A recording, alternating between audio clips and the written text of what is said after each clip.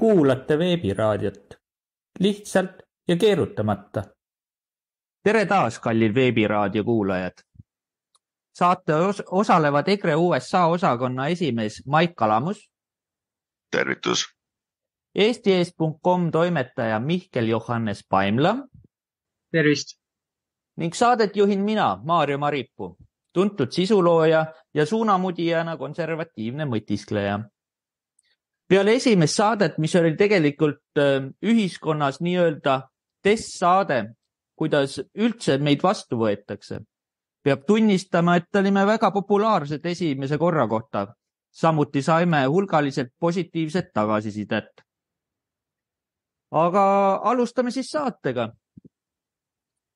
Pean mainima, et ka selles saate teemad paljud kattuvad esimese saate omadega, kuid paraku oleme ajas, kus just need teemad ühiskonda kõige rohkem mõjutavad. Esimese saate teemaks on siis homo teerull Riigikogus. Minu nägemus kogu teemast on selline. Homoaktivistid ei esinda tervet Eesti homokogukonda, vaid kitsast ringkonda just aktivismi silmas pidades. Ja nüüd on nad suutnud siirded ajada valitsusse ja Riigikogusse, kelle tegevuse tõttu hoopis paljud homoseksuaalid hoiavad peast kinni. Mida kuradit te teete? Homokogukond Eestis sooviks rahulikult elada, nagu nad on harjunud, aga nüüd Kaja Kallase valitsus on ühiskonna nende vastu ässitanud. Kõikidel aktivistidel on üks ja sama muster. Võideldakse millegi õiguste eest, kuid need, kelle eest võideldakse, ei taha võitlejatest midagi teada. Suurem osa intelligentseid homosid lihtsalt vaatavad häbendades nende hulludu tegevust. Aktivistid sisuliselt täidavad poliitilist tellimust. Kui onu Schwab käsiks Kaja Kallasel näiteks kartulimardikate eest võidelda, luuakse koheselt riiklikult kartulimardika aktivistid, kes tulihingeliselt hakkaks kartulimardikate õiguste eest seisma. Hetkel ühiskonnas just homopropaganda ja aktivismiga seda ülesannet täidetakse. Hetkel Kaja Kallase valitsus käitub homodega nagu meile kõigile pähe kulunud mängufilmis Visahing, kus ühes episoodis peategelane John McClane kistaks üleni alasti, pannakse silt kaela pihkan neegreid ning visatakse mustanahaliste linnaossa. Kui seda nüüd ette kujutada Eestis teostatava homo teerulliga, siis vaene homo on Kaja Kallase valitsuse poolt ühiskonnas alasti kistud, silt kaelas, vihkan heterosi ning küsimata, kas ta seda ise soovib teha, ei huvita kedagi. Homo teerull on oma sõitu alustanud ja rullib kõik laiaks. Kes ette jääb, isegi homod endad, kelle päästmise sildi all seda kõike tehakse. Kuidas kommenteerite? Nee, mina võin kohe rääkida sellest, et ennem nagu meil ei olnudki probleeme homodega. Läbi ajaloo nagu Eestis ei olnudki mingeid probleeme, isegi pimedal nõukaajal näiteks, kui koolis käisid, sa teadsid, missugune õpetaja on oma soo ihar, aga keegi ei teinud sellest mitte mingisugust probleemi. Probleem tekitati sellega, et tahetakse mingisugust poliitilist tellimus saada, näidatakse nagu nad esindavad kedagi, aga see ei ole nii. Näiteks ma käisin umbes 5 aastat tagasi, ma käisin San Diegos, käisin ühe sõbra sünnipäeval ja seal olid kohal põhiliselt kõik olid niinimetatud homod ja lesbid. Ja napsi võtmise käigus siis tekkis küsimus, et miks teil on vaja neid paraade teha ja miks teil on vaja neid lippe lehvitada ja kõike seda. Ja kogu selles seltskonnas mitte keegi ei teadnud kedagi, kes oleks selle ühinguga tegelikkuses seotud. Ja nad ütlesid, et tegelikkuses see kõik ei hoopis nende vastu, et nemad tahaksid olla vaikselt, teha oma asja ja neil ei ole mitte mingit huvi kellegile seda pähe nüüd määrida. Et selles väikses San Diego linnas, need, kes iga päev televiisoris olid ja lippe lehvitasid, nemad ei tulnud mitte ühte. See tähendab seda, et need on lihtsalt palgalised poliitikud, kes mängivad nagu nemad võitleksid kellegi õiguste eest. Tellimustöö puhtal kujulna. Puhtal kujul tellimustöö. Mihkel, sinu arvamus? Ma võtaksingi kohe jutu sabast kinni, et me räägime siin poliitilisest tellimusest, sest raudselt üks nendest, kes poliitilise tellimuse taga on õiguskomisjoni esimees Eduard Odinets, raudne LGBT õiguslane ja selliste tegelinskite tõttu kannatab kogu ühiskond tervikuna. Ja me räägime siin sellest, et isegi natukenegi sõltumatumad uuringud näitavad, et vähemalt pooled inimestest on selle homoseksualismi vastu. Aga mis meil tehakse? Meil on, ma julgeks öelda isegi küborg Signe Riisalo, kes ministrina surub seda asja läbi ja me räägime siin sellisest mastaapsest eelnõust, mis muudab tegelikult ka seda põhiseaduse aluseid, siis millise kohaga need vasakanarhistid mõtlevad. Ja veel hullem on see, et vaatamata sellele, et inimesed on sellise olukorraga üsna rahulolematud, siis nende inimeste arvamust, kes on perekonna ja traditsioonide kaitseks väljas, neid ei taheta kuulata. Ja sellepärast on praegu iga inimene teelahmel, kas ta peab nüüd hakkama oma last koolist ja lasteaiast ära tooma, sest hakatakse riiklikult õõvastavat propagandat tegema. Ja näiteks siin sama USA koha pealt võin ütelda, et siin on natuke see asi edasi juba arenenud. Ja siin on see sama nüüd LGBT propaganda ja transupropaganda jõudnud nii koolidesse kui ka lasteaedadesse. Võin oma koha pealt rääkida, et paar kuud tagasi võtsin lapsele siin lasteaeda. Läksin vaatama ühte väga konservatiivsesse kiriku lasteaeda, et kuidas seal olukord on. Ja kujutate ette, 2-aastaste mänguroas oli seina peal suur LGBT plakat. Et mille pärast on see, et nad saavad väikest toetust siis meie maakonna poolt. Ja sama on koolis. Lähed kooli, sa pead kirjutama lapsele eraldi tõendi, et ta ei peaks kuulama seda LGBT, aga iga tunni algus küsitakse, et kellena ta ennast tahate identifitseerida. Ja niimoodi käib päevast päeva kõik see ajupesu ja see on väikestel laste, kujutate ette 2-aastastel, koolis see 6-aastastel ja nemad peavad siis hakkama valima, kes nad on ja just, et mis mänguasju nad valivad ja selle järgi siis neid kutsutakse. Kui poiss võtab nuku kätte, siis on selge, et sellest poisist saab hoopis tüdruk. Ja see asi on nii absurdi, kõik näevad seda, aga keegi midagi ei tee. Ja sama tundub nagu ka Eestis, et ka Eestis mul tuttavatel on olnud probleeme teismeliste lastega, kes on koolis segadusse aetud juba praegu. See tähendab varjatult juba praegu käib kõik see asi. Ja siis on nad saanud TikTokist endale palju huvitavat informatsiooni, et ennast segadusse veel rohkem aja. Teismelisel ju on väga lihtne tekitada maailmas segadust. Just. Et seda teemat surutakse peale ja valitsuse tasemel, et mulle väga meeldis Mart Helme nii-öelda sõnavõtt Riigikogus Hanno Pevkurile, aga ta ütles, et kuule, teil on ju vägistajate valitsus, on ju. Ja selle asemel, mida Pevkur siis hakkas mingit Ukraina sõjajura ajama, et umbes, et seal vägistatakse lapsi ja mis puutub homopropagandasse Ukraina sõda? Täiesti, Aga võin seda ütelda näiteks, et Ukrainas on juba vastu võetud LGBT seadus. Nii et see oli hind, mida nad pidid maksma abi eest.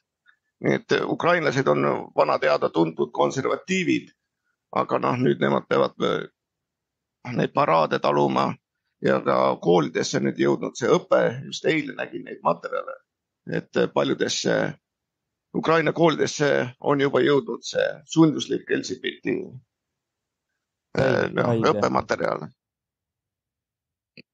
Ja kui nüüd mõelda ajaloos tagasi, et millal see kõik nii-öelda alguse sai ju, esialgu oli, see hakkaski, see seksrevolutsioon hakkas ju Ameerikast pihta, aga ennem seksrevolutsiooni oli meil hipid, aga kuna see nii-öelda see hipindus hakkas niimoodi alla käima, aga globalistidel oli vaja nii-öelda ühiskonda edasi lõhestada, mida teha, vaadati neile hipidele peale, et mida me sealt saaks kookida välja, et et asjaga edasi minna ja siis leiti nii-öelda seal, et näed hipide seas on nii palju homoseksuaale, et hakkame neid propageerima.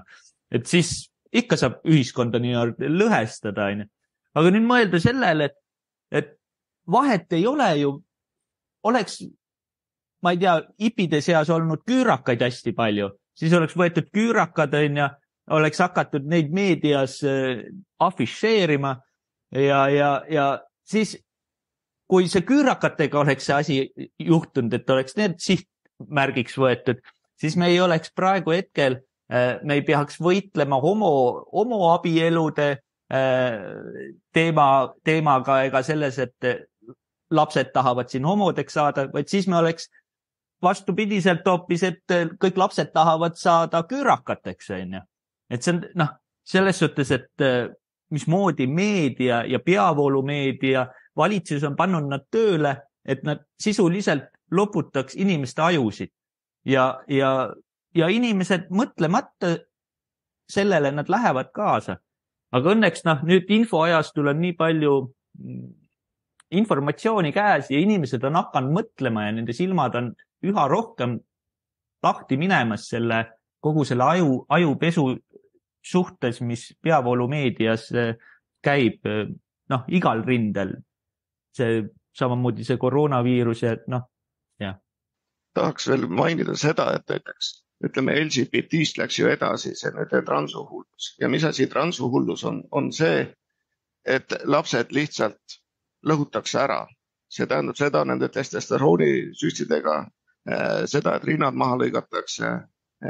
Kõik see teeb nemad steriilseks. See tähendab seda, et ikkagi kaugelt on see tegu kõik sellega, et rahvaarv nagu väheneks. Seda just eliidi arvates. Ja selline inimene, ta on hea tööline. Ega teda, ja ta ei pea perekonda tegema ja on ori kuni lõpuni. Ja selles suhtes ja ta teeb ka kõike selleks, et ta saakski olla sihuke. Ja kui valitsus veel toetab tema imelik olemist, siis ta lähebki ja valibki selle valitsuse, kes lubab tal eriline olla. Mis on tegelikult, see on nii ebaloomulik, et mis siis... Kas ta on eriline või ta on vaimuhaige? Selles on küsimus. Mina ei ole arst, aga kui... Ma tahtsin viisakas olla. Aga Mihkel, mis sa arvad?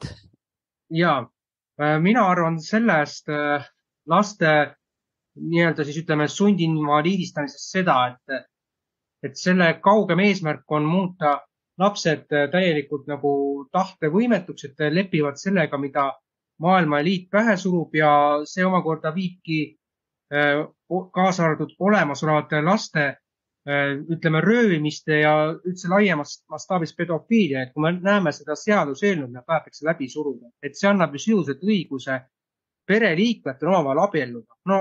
Üks võib-olla võikavaid näiteid näiteks on, et pedofiilist isa abiellub oma tütre. See on eriti jälk ja tülgastav, kuhu meid tahetakse selle homoseksualismi legaliseerimisega viia. Ja siis me räägime, et identiteet lõhutakse tegelikult meie silma all ära. Muide, Mihkel, selle teema ju tõstatas EKRE ju Riigikogus ka, et mis asja, et meil siis nüüd hakkavadki nagu pereliikmed omavahel saavad ka abielluda. Aga siis muidugi see umbes öeldi, et ei ole võimalik ja blablabla, et neil on mingised aktid seal tehtud ja mingi kamara jura jälle hakkas tulema sealt. Eesti põhiseadusest ei peeta absoluutselt enam kinni. Seal on selgelt öeldud, et perekonna moodustavad ema ja isa, mitte isa ja isa või isa ja lammas või mis iganes. Et see näitab, et põhiseadust enam ei peeta mitte millegi. See ei valimistel, ei siin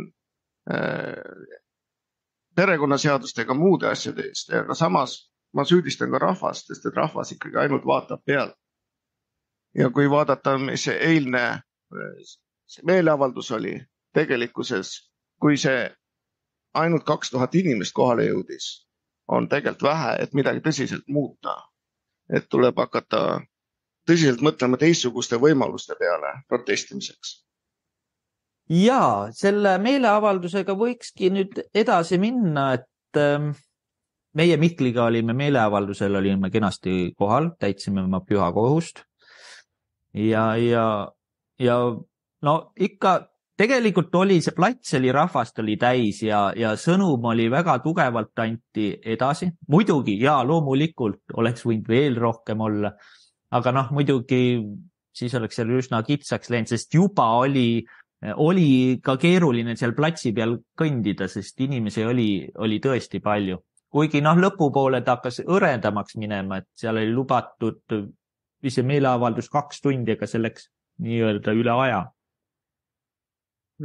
Kas ta päris nagu üle aja läks, aga seal minu meelest reklaamis oli ka 3 tundi, et veidi enne 3 said need kõned läbi. Okei. Mingi jutu ajamine seal, ma olin EKRE Soome osakonnaga koos ja siis seal mingi jutu ajamine oli, et oli nagu arvasid, et läks üle aja. Selge, okei, siis oli minu. Jah, aga üldiselt mina soovitaksin ikkagi võtta seda, selliseid variante nagu 2007 tegid islandlased, et halvata liiklusi ja teha sellist, et valitsus peab midagi ette võtma. Et kui niisama käia koos ja jälle suu puhtaks rääkida ja jälle väike laul teha, sellest nagu väga palju abi enam ei ole. Et tuleb võtta käsitlusele teistsugused meetodid juba.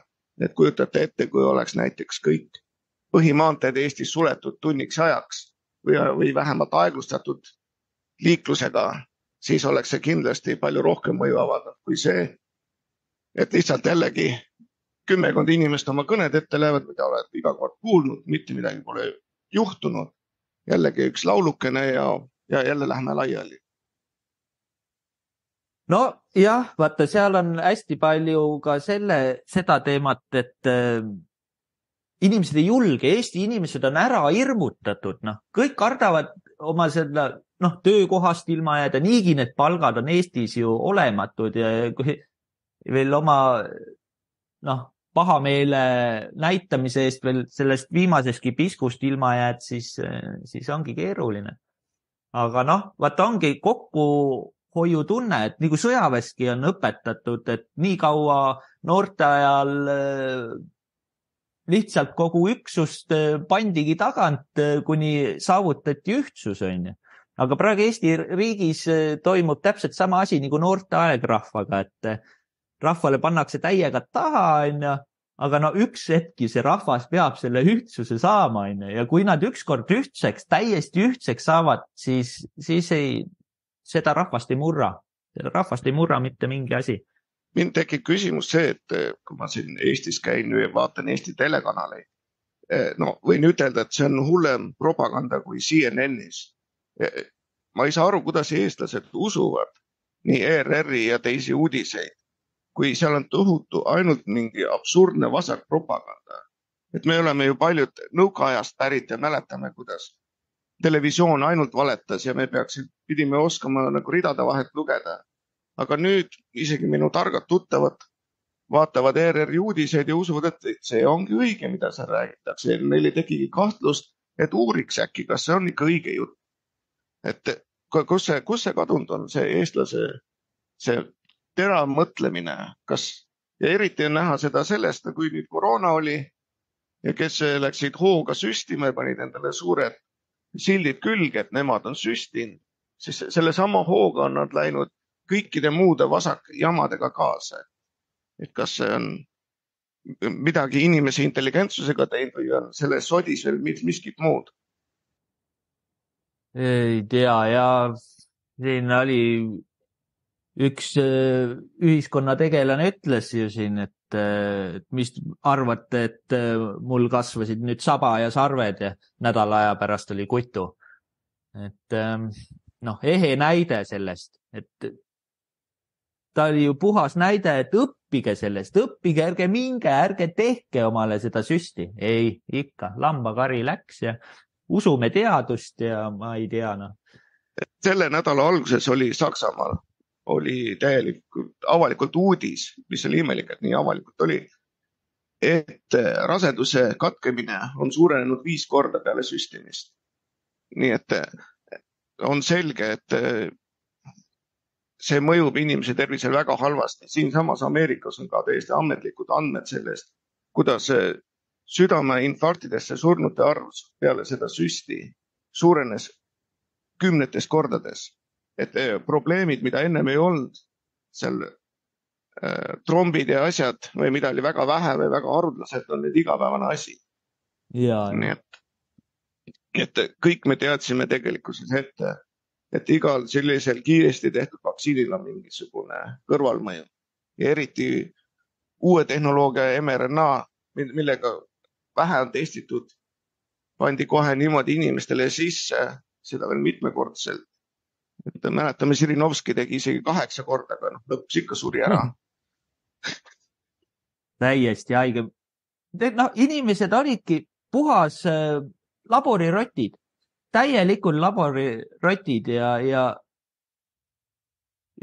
tehtigi kõik ravimid ja siis vaadati ilusti, kuidas isolatsioon toimib. Kõike katsetati ja ilmselgelt seal mingi grupp inimesi tegi vaikselt märkmeid tuleva nii-öelda Great Reseti suhtes, et mis maailma ees ootab, et räägime oma kogemustest, et ennem kui üldse COVID avalikuks tuli, siis minu firma oli see, kes neid esimesi juhtumeid siin, ütleme niimoodi, saniteeris või puhastas neid. Aga otseselt ma ei tohi ütelda, aga seda olid riikliku tähtsusega objektid, kuhu meid kutsuti algusesse, et nad täpselt isegi ei teadnud, mis seal toimub. Nad teadsid, et on COVID ja kuna me olime ennem COVID ja SARS-iga olime tegelenud ja me puhastasime, see oli veel, ütleme, et oli veebruarikuu ja avalikult tuldi välja alles aprillis. Nii et see oli juba ennem, aga üritati seda Hiina viirust nagu kõvasti maha suruda, et inimesed ei teaks. Ja kui see asi välja tuli, siis mis oli minu jaoks imelik, oli see, et hetkega inimesed olid nõus loobuma oma õigustest. Meie linnas pandi 8 nädalaks täieliku karantiini. Sa ei tohtinud õue minna ilma paberita, mis ütles, et mis sa lähed ja kus sa lähed. Et sa ei tohtinud sõita mitte kuskile, teed olid täiesti tühjad. Inimesed istusid kodus, olid hirmunud, keegi ei teadnud, mis toimub. Ja ka muidugi ei tohtinud ka midagi sellest eriti rääkida. Nii et suur vabaduse kants Ameerika paneb täiesti oma riigi lukku ja see käis veel edasi veel pikalt. Siin Ameerikas olid asjad palju hullemad, kui üldse Eestis olid. Et siin käis see asi pikalt. Restoranid pandi kinni. Meie kandis, meie maakonnas 80% väikeettevõtetest läks pankrotti esimese aastaga, selle COVID esimese aastaga. Ja muidugi, kes need üles võtsid, olid korporeidid, suured firmad.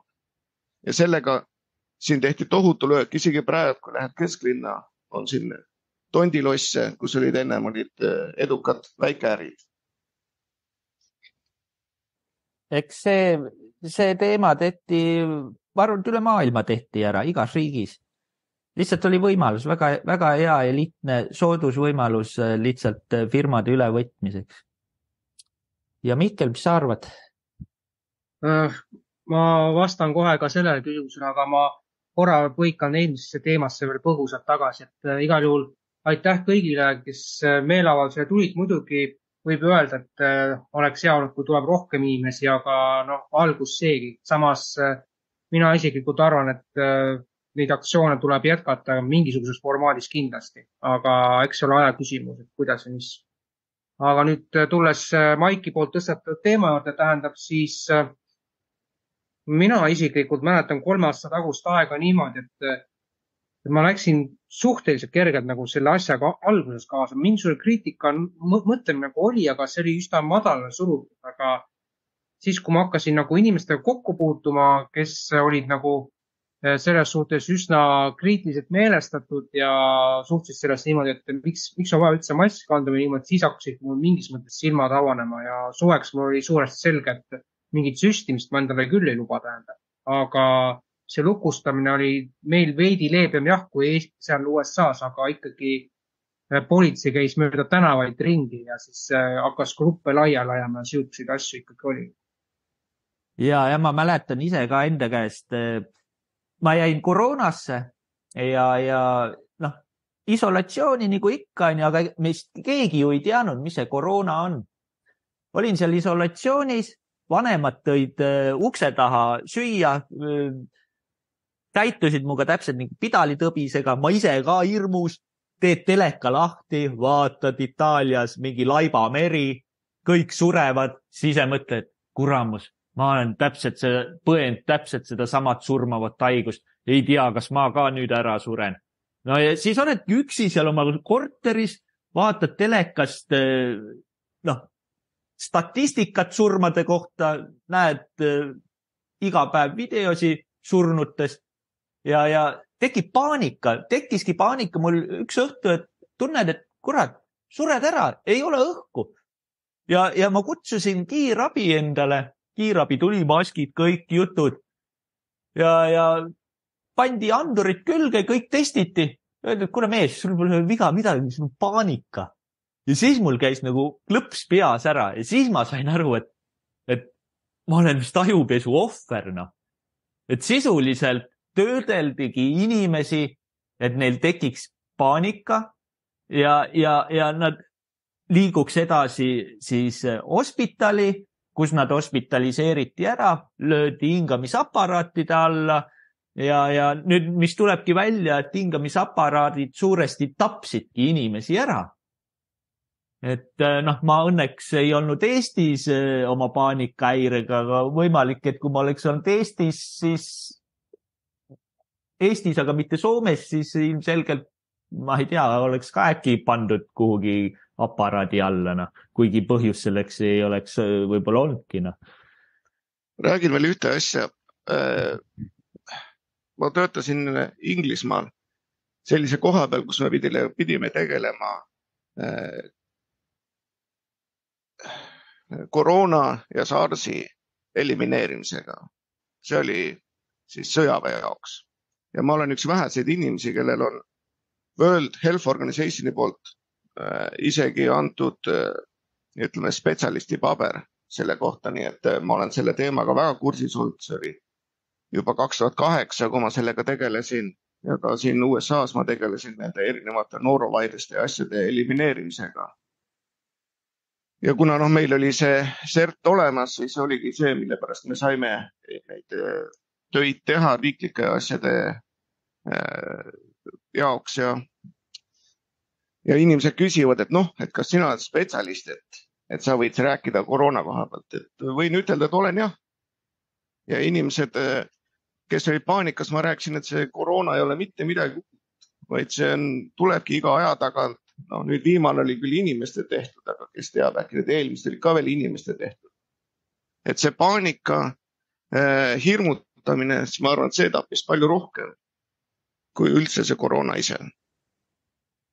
Ja, mul on selle üle väga hea meel, et meil on Riigikogus on Teflon mees Kalle Grünthal, kes usinalt nii-öelda kaevab välja seda pettust.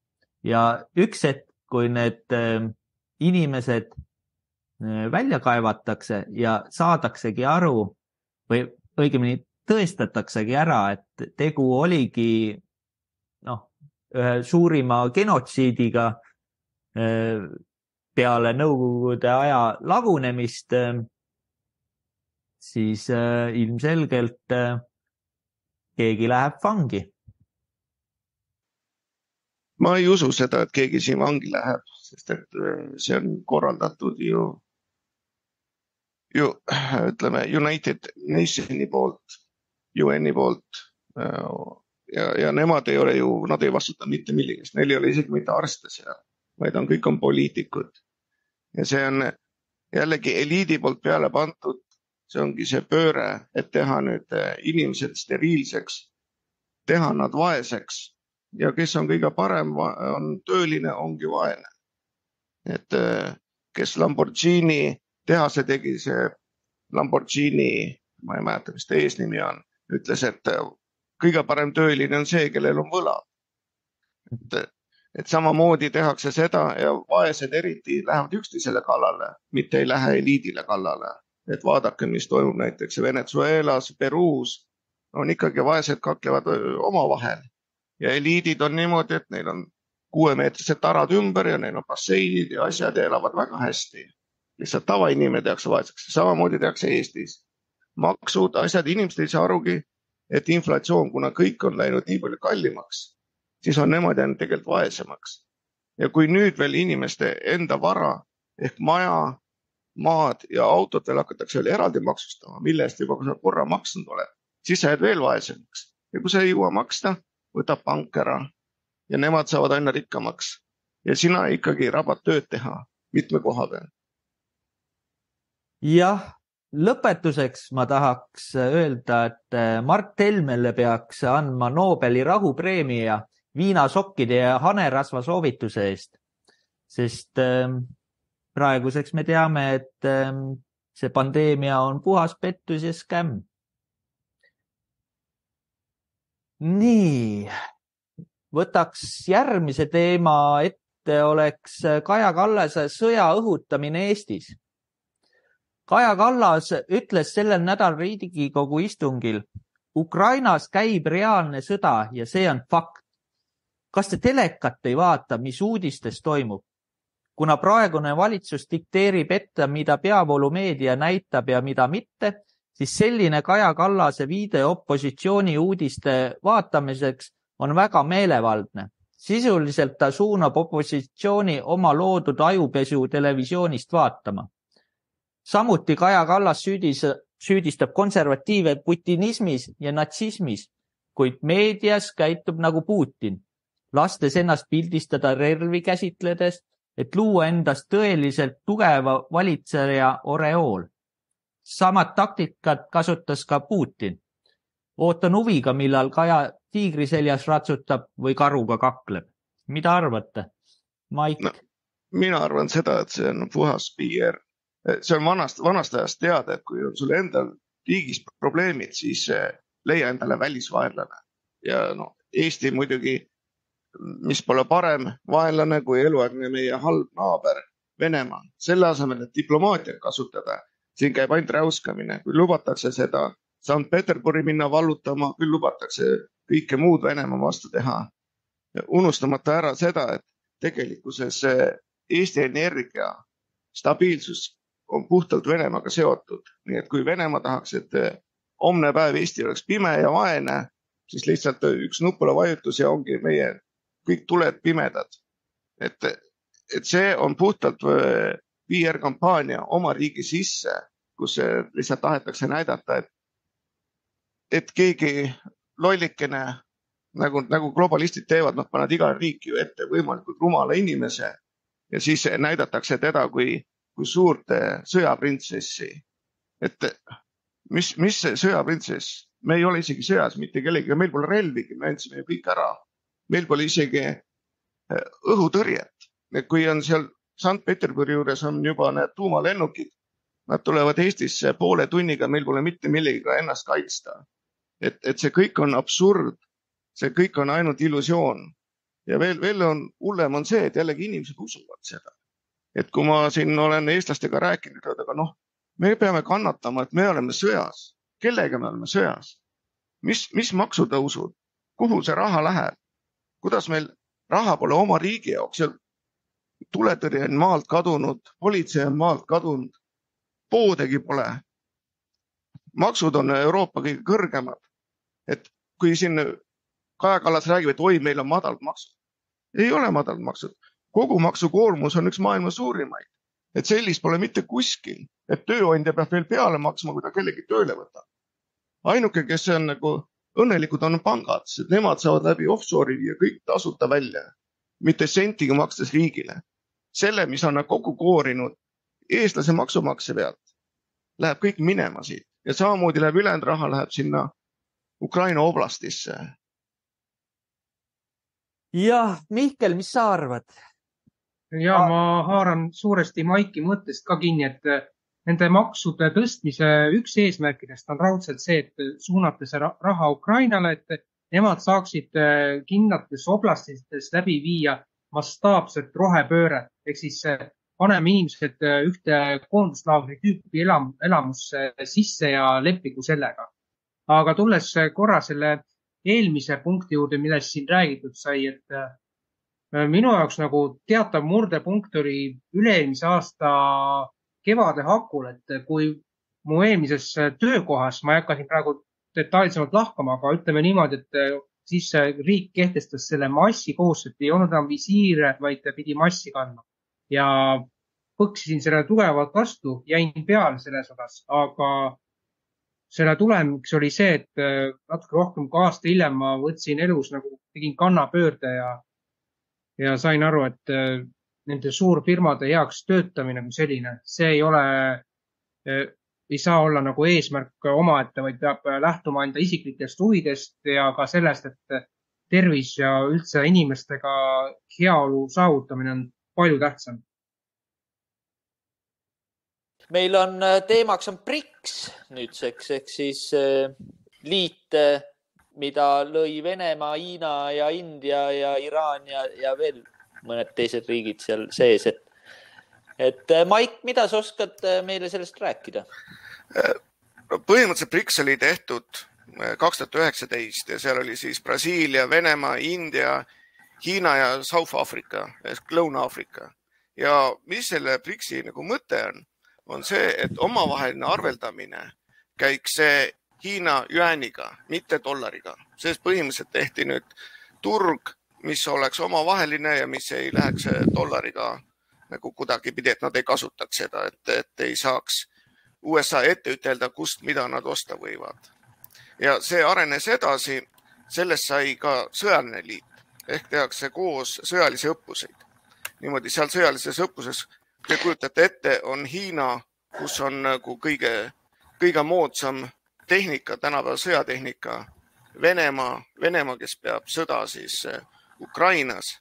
Sinna on veel tulnud India, nüüd on ka Iraan. Iraanis on kõige rohkem sõdureid üldse maailmas. Seal on üle 1 miljoni, on kogu aeg igapäevaselt on relva all inimesi. Ja sinna on veel tulemas juurde, kokku on 36 riiki, kes on tahtnud nüüd ühineda selle liiduga. See on siis põhimõtteliselt nagu NATO, aga see on tehtud siis nagu vastukaaluks. Ja juba praegult on nende majandused kokku suuremad kui NATO endal. No sisuliselt tegidki riigid, keda USA on kottinud juba ju siin pea 100 aastat, et ega lõpuks USA on omale kasvatanud hulga vaenlased. Kõige absurdsem on see, et suured Ameerika liitlased, Saudi Araabia, Ühendemiraadid, näiteks ütleme Uruguay, Mehhiko, nemad on kõik andnud enda liitumisavalduse, et ühineda BRICS-iga. Et kokkuvõttes, kui vaadata seda nimekirja, siis see on ümber maailma ja kõik, kujutate ette, kui kõik nüüd hakkavad kasutama Hiina hüääni ja saavad oma kaupu liigutada kudapidi tahavad, siis mis sellega toimub? Toimub see, et dollar ei ole enam rahvusvaheline maksevahend. Ja dollar sisuliselt kukutatakse ja Hiina ülemvõim ongi olemas ülemaailmne. Ja kui eriti nagu Eestis arvatakse seda, et Euroopa Liit on nüüd suur tegija maailmas, et USA on nüüd suur tegija, aga kui panna BRICS-i kokku, siis see on juba kordades suurem ja see on juba ülemaailmne. Mihkel, mis sa arvad? Ja, ma räägin siis oma positsioonist ka selles osas, et kahtlemata need riigid, Brasiilia ja India, no Brasiilia on praegu natuke omaette nähtus, kuna seal tuli hiljuti uus president ametisse. Aga India, siis Iraan ja teisedki riigid, Saudi Araabia niikuinii, nemad on selles BRICS-is igal juhul sees koos Venemaaga. Aga siin vist mingi aeg, ma ei tea, kas juunis või kusagil seal suve poole pidi tulema veel üks tippkohtumine, kuhu tuleb veel uusi riike taha. Aga mis ma sain nüüd vahepeal teada? Euroopa Keskpanga statistika ja see on nüüd üllatav, et et meil räägitakse, et sanktsioone vaja selleks, et Venemaa põlvili suruda, aga mis on selle tulem tegelikult? Tööstustoodangu kasv näiteks -16%, reaalpalga kasv -11,2%, SKT kasv elaniku kohta -5%, absoluutse vaesuse kasv 234%, kaitseta töökohtade arvu kasv 81%, sisserände kasv 142% ja säästude kasv -82,5% ja see on Euroopa Liidu statistika, ehk siis sanktsioonid meil ju töötavad. Jah, meie vastu, sisuliselt meie vastu. Täpselt. Ja absurdne olukord on see, et Venemaa majandus praegult tõuseb ja tõuseb ka dollari või selle rubla väärtus, mis oleks ju pidanud kõikide tarkade ekspertidele ammu kukkunud olema. Ja BRICS-i kohta tahan veel seda ütelda, et ka Türgi andis enda liitumisavalduse, siis Türgi, kes on meie suur sõber ja NATO liitlane, tahab tegelikult NATOst ära minna ja liituda üldse BRICS-iga ja plaan on neil teha raudtee läbi Venemaa, et jätta välja siis Euroopa osa, et oleks Sankt-Peterburist otse Türki tahetakse ehitada kiired raudteed kaupade veoks. No, Türgi samm on selles suhtes väga loogiline. Miks sa peaksid tahtma olla selles liidus, mis tegelikult ei ole ju enam juhtiv jõud maailmas, et siin see BRICS ilmselgelt lööb ta ju oma suuruse poolest juba ära. Jah, et kahjuks on see niimoodi, et kes praegu kaotab kõige rohkem on Euroopa Liit nende sanktsioonide koha pealt ja kes võidavad kõige rohkem on üldse India ja Saudi Araabia, kes vahendavad Vene kütust. Et see on eriti absurdne olukord, kus Indial endal ei olegi naftat, aga ta on üks suurimaid nafta eksportijaid nüüd maailmas. Ja kuhu nad müüvad muidugi Euroopasse, lihtsalt kõige väikse ringiga.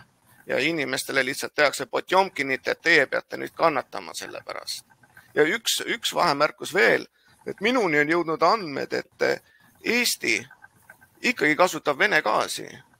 Et seal ei ole mitte midagi muutunud. Et see, kui meil siin räägiti, et hakatakse vedel gaasi kasutama ja kõike muud, on täielikult vale jutt, vaid läbi vahendajate jookseb otse Vene gaas Eestisse. Just. Mihkel, kommentaarid? Jaa, et see näitab ju ilmselgelt jällegi seda, kuidas Kaja Kallas ja kogu see tema valitsev klikk räägib meile ühte juttu, aga tegelikkuses me näeme, kuidas nad on ikkagi omavahel seoses Venemaaga. Et kui me räägime siin ju sellest, et läbi Venemaa naaberriikide on kaubavahetus ju meeletult kasvanud, siis teha siin imestunud nägu pähe, no halloo, keda te lolliks peate? Ja korraks Türgi juurde tulles, et täna on seal presidendivalimiste teine voor, et kui Erdogan saab rohkem kui 50% häältest, siis on põhimõtteliselt Türgi tulevik juba selge. Jah, Türgi on olnud heas suhetes Venemaaga. Ei tasugi unustada, et Türgi oli esimene, kes pakkus enda vahendajaks Ukraina ja Venemaa rahuläbirääkimistele. Et sellega oli täpselt niimoodi, et lepiti kokku, et Venemaa tõmbab välja, et Ukraina seal võtab üle teatud osad ja sellele kirjutasid alla kõik osapooled. Aga Inglismaa ja USA nõudsid, et ei tohi edasi minna selle leppega ja sõda peab jätkuma. Ja see oli eelmise aasta aprillikuus, kes tahab, võib otsida netist, selle kohta on palju informatsiooni. See kõik see jama, kõik see sõda oleks ammu läbi olnud. Aga kelle huvides seda Ukraina sõda üldsegi nii-öelda afišeeritakse, et selline on väga hell teema, eriti mida Eestis tohib rääkida ja millest on kosher rääkida. Aga selge on see, et paljud saavad väga rikkaks. Rahad, mida USA annetab ja saadab sinna on sadades miljardites, mida ta saadab sinna põletamisele. Sinna lähevad kõik ja sealt müüakse edasi seda. Need samad relvad on välja ilmunud kõikvõimalikest konfliktipiirkondades üle maailma. Ja kes võidab kõige rohkem sellest on need suured relvatootjad, kes saavad aina rikkamaks ja samamoodi saab näidata USA demokraatlik parteid, et samamoodi nagu Eestis, et näete, seal on sõda, te peate kannatama. Aga keegi ei tahagi nagu välja mõtelda seda, mis see lahendus on. Ja need inimesed, kes seal surma saavad, et ainuüksi Ukraina pool on kokku juba siin üle 300 000 saanud surma. Et kes see kannataja on? Kannataja on tavaline Ukraina inimene, kes saab surma, kes peab nüüd selle LGBT-ga olema, kellel enam ei ole seal vabadust, sest et ei ole ühtegi opositsiooniparteid enam lubatud Ukrainas. Kõik televisioon kuulub nüüd täielikult riigile. Riik kontrollib kõike otsast lõpuni, ka infot, mis läheb sisse ja väljapoole Ukrainasse. Nii et vabadus on seal läinud.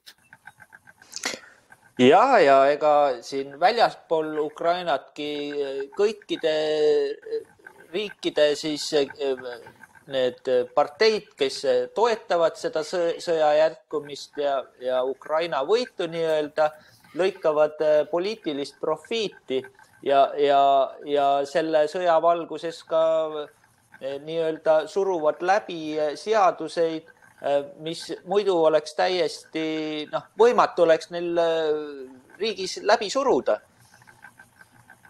Jah, täpselt nii ja niimoodi käib see igal pool. Ja samas on, kui näiteks meie tänava pealt siin kõnnid ringi ja sa näed maja küljes on transulipp ja on Ukraina lipp. No, nii et saate aru, mis siin toimus. See on puhas propaganda. See on sama propaganda, mis toimus selle COVID-i ajal, kus ei tohtinud sa isegi teistmoodi mõtelda või tekitada mingisugust küsimust, et kas ikka on kõik õige või midagi sa oled koheselt rahvavaenlane. Ja kõige hullem ongi see, et rahvas läheb kaasa sellega lihtsalt tuimalt. No täiesti nagu lambakari, ma ei saa sellest aru, lihtsalt ma ei mõista. See täiesti, minu jaoks on täiesti mõistuse vastanena. Ja kui veel vaadata seda, mis toimub tsensuuriga, et kõik need, mis on natukene kriitilisemad jutud, ütleme Facebookis, kui keegi natukene kahtleb, koheselt saadakse sellest trahvid kaela. Google'is, kui julged kirjutada sellest, Google võtab otsingutest maha sind, samamoodi on YouTube, isegi kui Trump räägib, et tema oleks nõus vahendama selle sõja lõppemist ja tema võimuloleku ajal ei toimu mitte midagi taolist. Sinna pannakse kohe juurde, et see on vale info ja võetakse see YouTube'ist maha. Nii et see käib ülemaailmne, käib selline tsensuur ja alati, kui tekib küsimus, et kes on sinu vastased või kes tahavad sind valitseda, siis täpselt vaata neid, kes sind tsenseerivad. Just nii on. Aga paneme siis tänaseks selle raadiosaate jällegi lukku ja... Räägime järgmine nädal. Just. Aitäh, kallid sõbrad, et meid kuulasite. Järgmine nädal taas teiega ja siis juba uute teemadega.